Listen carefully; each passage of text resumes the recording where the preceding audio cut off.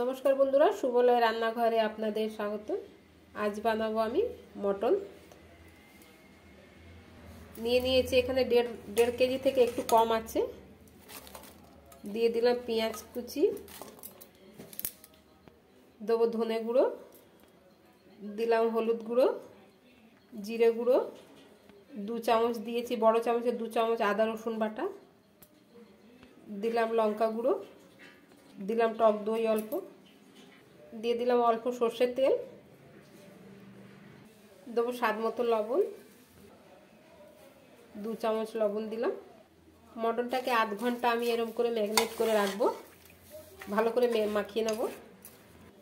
মটনটা মাখানো হয়ে গেছে, আমি আধ ঘন্টার মতো রেখে দেবো। আমি আর কোনো মশলা দেবো না, আমার মশলা সব দেওয়া হয়ে গেছে। ঢাকনা বন্ধ করে আধ ঘন্টা রেখে দেবো রেস্টে। আমার মটনটা আধ ঘন্টা মাখানো হয়ে গেছে। দিয়ে দেবো সর্ষের তেল কড়াতে, ফোড়নে দেবো 5টা তেজপাতা, 4টে শুকনো লঙ্কা, 4টে ছোট এলাচ, 2 টুকরো দারচিনি, 7খানা লবঙ্গ। দিয়ে দেবো কেটে রাখা অল্প পেঁয়াজ। আর পেঁয়াজটা ভাজা হয়ে গেছে, দিয়ে দেবো একটু পেঁয়াজ বাটা, দিয়ে দেবো 2টো টমেটোর কুচি, দেবো বড় চামচের 1 চামচ কাঁচা লঙ্কা বাটা। মশলাটা কষানো হয়ে গেছে, দিয়ে দেবো ম্যারিনেট করা মাংসগুলো।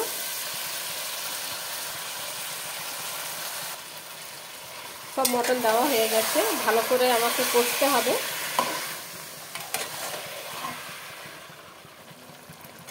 মটনটাকে ভালো করে কষিয়ে নেব।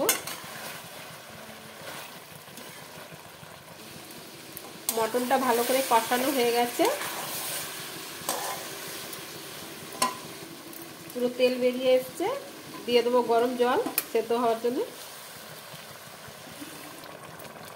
চুলার আঁচটাকে মিডিয়াম রেখে সেদ্ধ করব।